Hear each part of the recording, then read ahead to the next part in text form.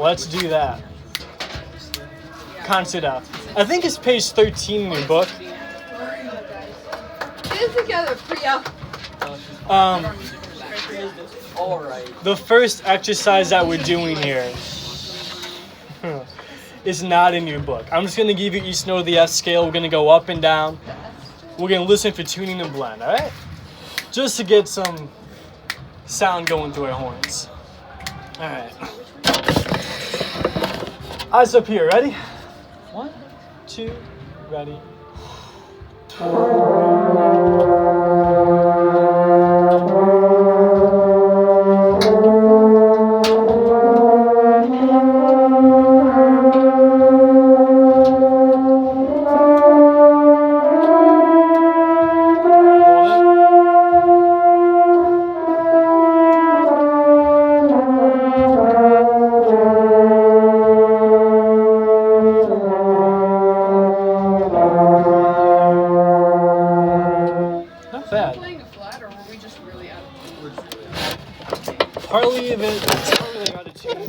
Partly that the sound is bouncing off of those walls, and so you're hearing the echo immediately, which is causing distortion. That's why French horn is. I'm not good at it. Like a different tone, or like. I don't play the French horn. No, I play euphonium. Isn't it echo a different? But I'm in brass methods right now, so I'm learning French horn. What are you saying? Sorry, Isn't echo a different tonation than the actual original sound? It can be. It depends on the surface that the sound is reflecting on and the distance. All this stuff. If you design a concert hall, you think about that stuff. Well, we're not doing that today, so let's go back to our warm-ups. Next, I want to do the mini scale and tonic in F again, just like we did last week. This time in F. So that should be. That's on page. Yeah. It should be in your book, right? Are they page 12 or 13? Did you say mini scale arpeggio? Mini scale and tonic arpeggio. It's what we did last week. It's where it starts slurred, then you got slurred tone, and then you got all tone. So do the second, the first one or the second one? The bottom one would probably be more comfortable for you.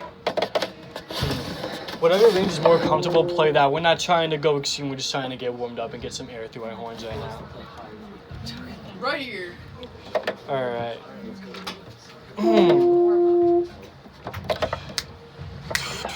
Let's get started. We're gonna go at this tempo. 1, 2, ready.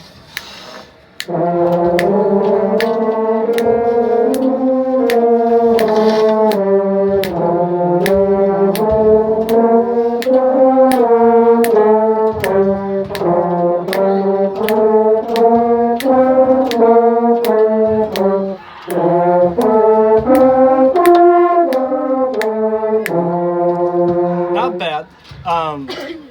Those are eighth notes. This is the quarter note. Twice as fast. That's okay. Twice as fast. Da da da da da da da da. 1, 2, ready.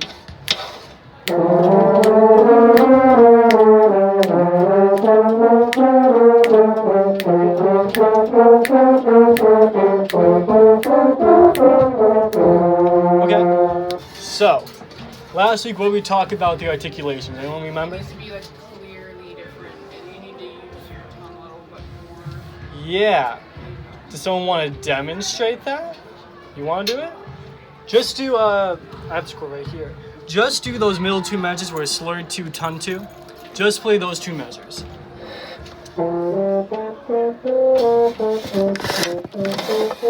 Yeah, that's good. Very clear, you can tell when it's slurred and when it's tongue. That's what we want. Because there's 9 of you, it's all got to be really, really precise, all right? Try the whole thing one more time. Breathe together, please. Exactly. We might talk about breathing later. I think it might be good for us. 1, 2, ready. Yeah.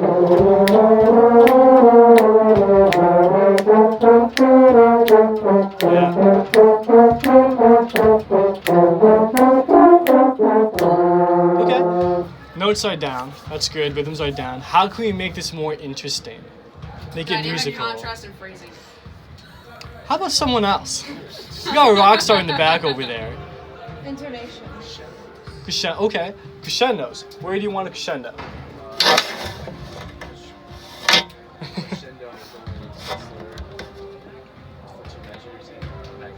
Well, I got basketballs right here. Crescendo, the first measures, and then crescendo for last. Crescendo, first two measures, decrescendo, last two measures. Okay. You have a different idea? Yes. You could crescendo up the scale and then decrescendo down the scale. Let's try it both ways. Let's try your way first. So crescendo, two measures, decrescendo, two measures. That's how you want to do it? Yeah. Let's try that. So first two measures you crescendo, the next two measures you decrescendo. We're gonna give that a shot. 1, 1, 2, ready.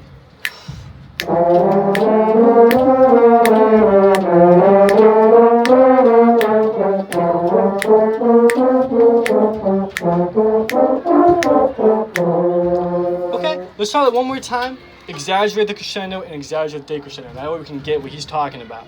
1, 2, 1, 2, ready.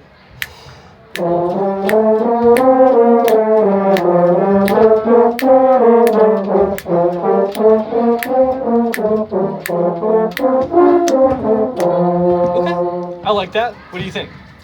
Okay, let's try his way now. Crescendo up the scale, decrescendo down the scale. Let's see how it goes. 1, 2, 1, 2, ready.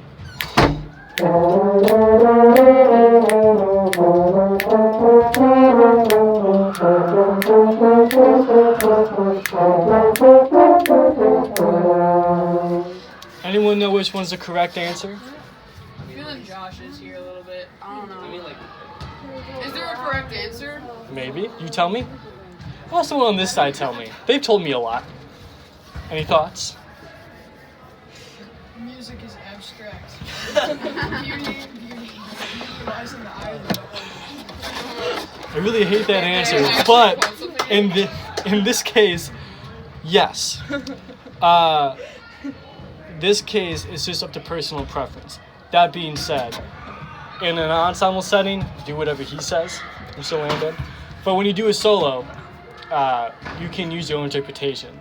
There's not really. There are some ways that are more right than wrong, but you can do your own interpretation. That was the point of that. Let's move on to one more exercise.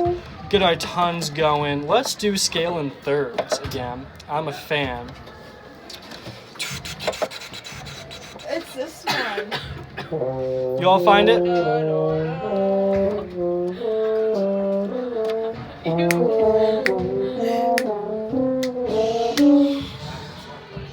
Guys love playing. I like that. Scale in thirds. 1, 2, 1, 2, ready.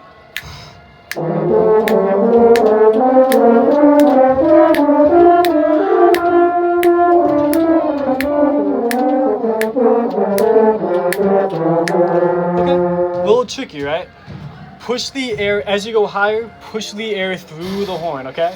More air, faster air, through the horn. Give it direction. 1, 2, ready, go.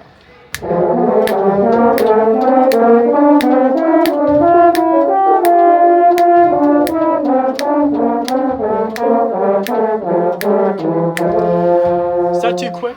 Is it too fast for someone to do? We can slow it down if you'd like, a little bit. Alright, then let's move on to the chorale. Let's do chorale. Let's do number 3. Is that page 3? I don't have the page number with me right now. I have the score.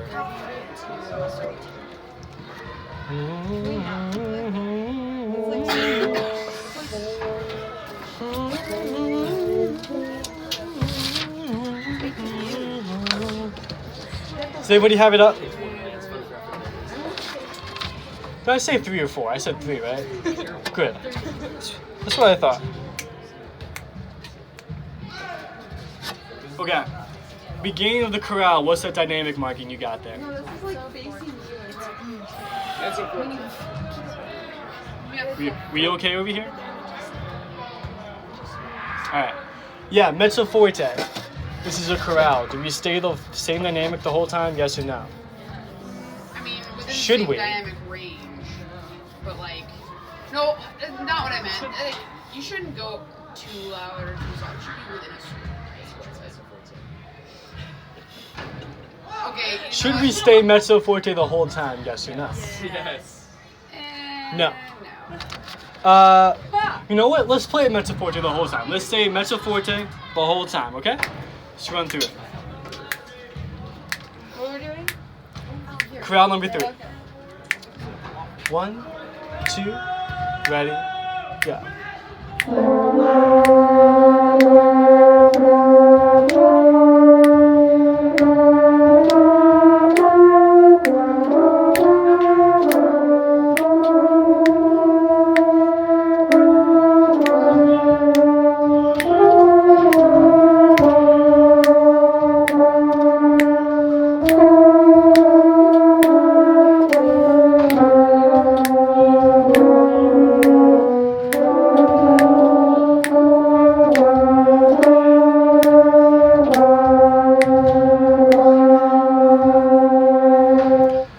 Very plain and boring.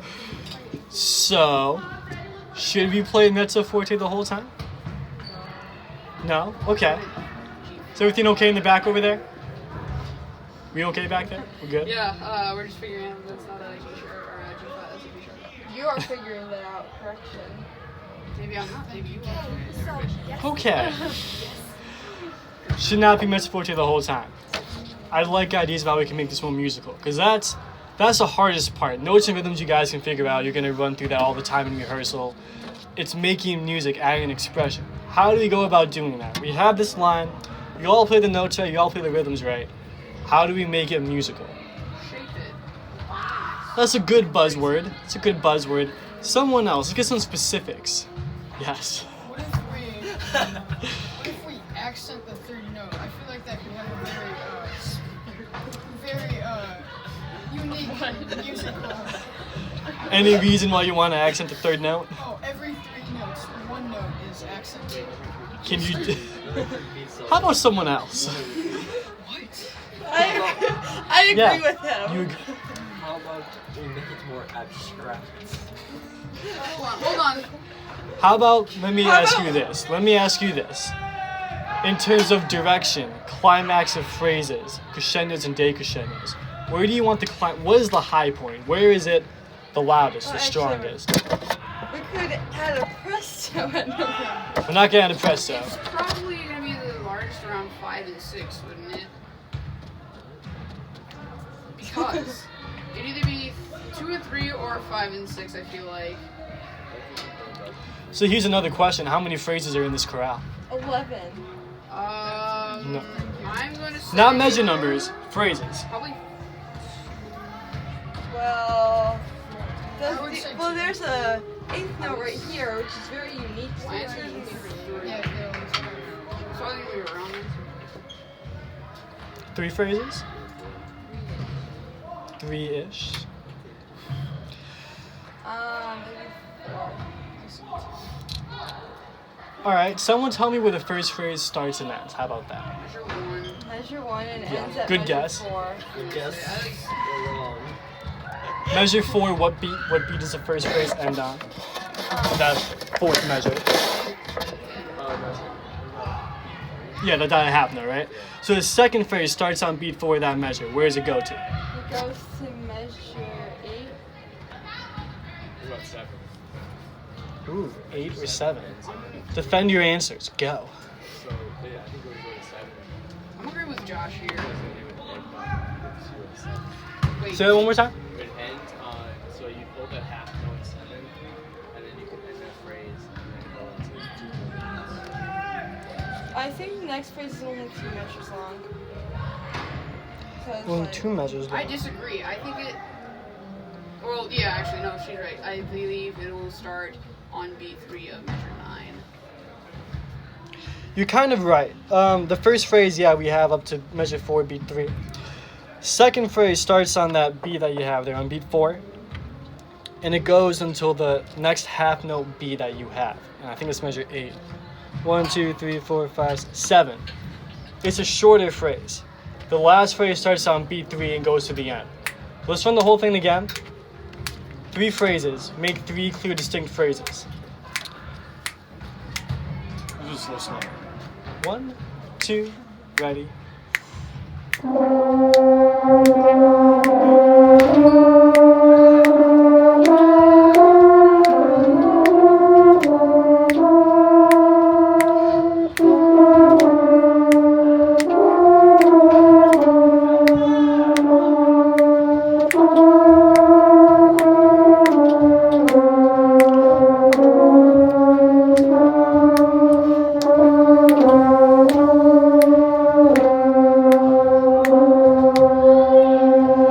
last thing we'll do with this one to make it more musical. Pianissimo to start. By the time you end, fortissimo.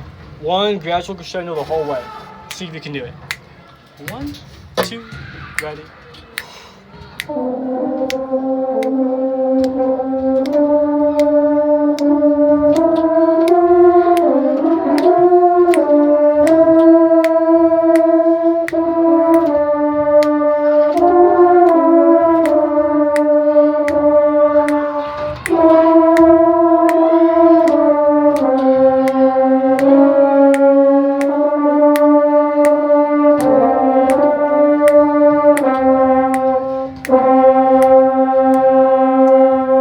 Good. I feel like phrase was, I don't know what phrase, but I feel like this. You have breath marks. Oh, never mind. Sorry, I misread what you were. The G sharp. I feel like that would be a new phrase. I don't know. It just doesn't stick to me. I wouldn't say it's a new phrase. That G sharp is important. But I think we've played enough of warm up and corral stuff. Let's move on to actual music now. What? Hill Country Holiday. I said that right this time, right? Yes, you did. You Awesome. need the second page.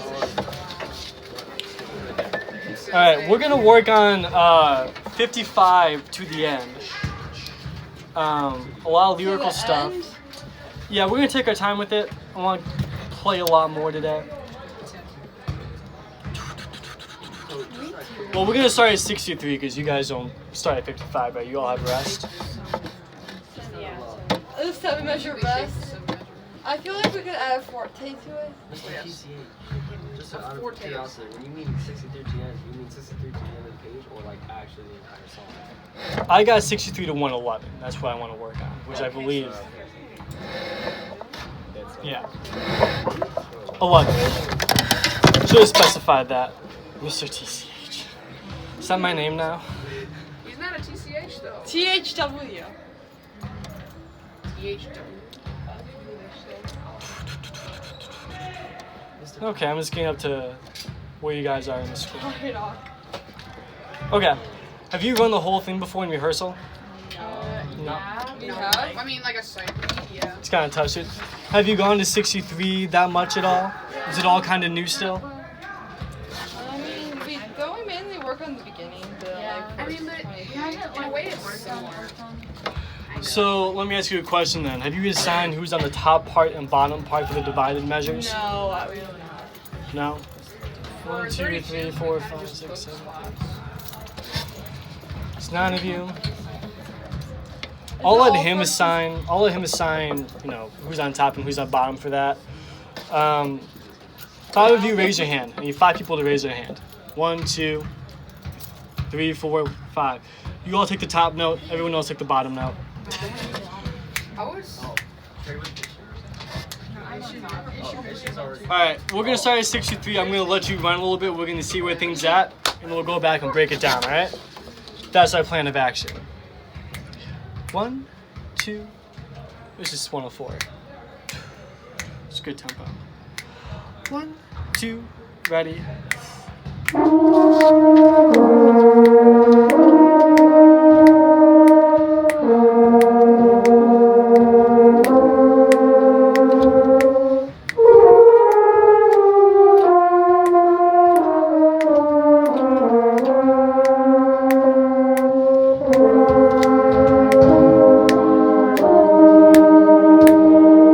Keep going. Counting your rest.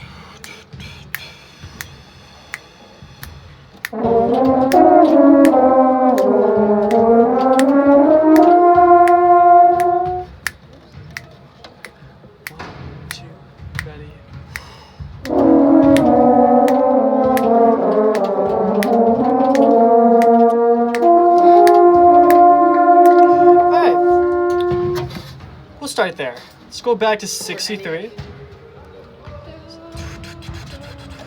Does that still feel a little unsteady and new to everybody? It's okay. That's what I'm here for. So first of all, what is more important, the top note or the bottom note in those measures? Bottom. Bottom, that's correct. So I know, shocker, right? So when we go through that again, Foundation's at the bottom. I want more bottom note than top note. That's an easy fix. We only have to rehearse that. Let's play our first note there, alright? That you have at 63. And let's just hold that. 1, 2, ready.